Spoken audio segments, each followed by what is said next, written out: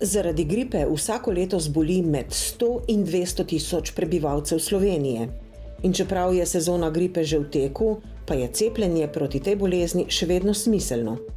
Vrh sezone gripe pričakujejo čez nekaj tednov, do takrat pa se pred temi obolenji še vedno lahko zaščitimo. Cepljenje nas pred gripo sicer ne zaščiti, se pa izognemo najtežjim oblikam poteka bolezni. V Sloveniji je precepljenost nizka. Na vsak način priporočamo, da se čim več ljudi zaščiti proti gripi.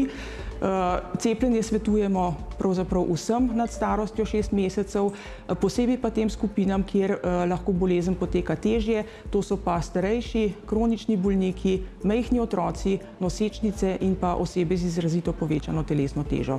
Kot drugod po Evropi je gripa po praznikih v porastu tudi v Sloveniji.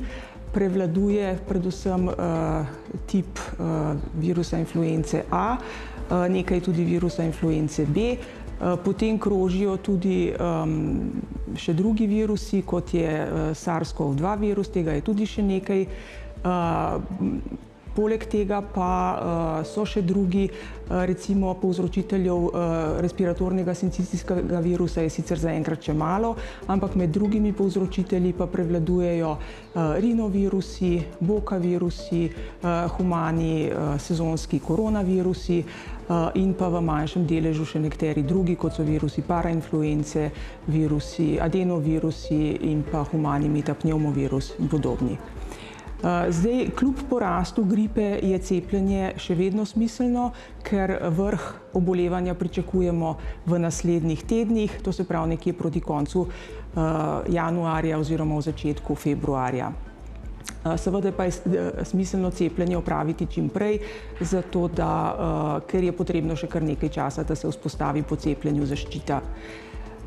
Zdaj, samo cepljenje proti gripi ne ščiti zelo dobro pred samo okužbo, ampak bistveno pa zmanjša smrtnost in težke poteke bolezni, zaradi katerih bi nekateri potrebovali bolnišnično zdravljenje.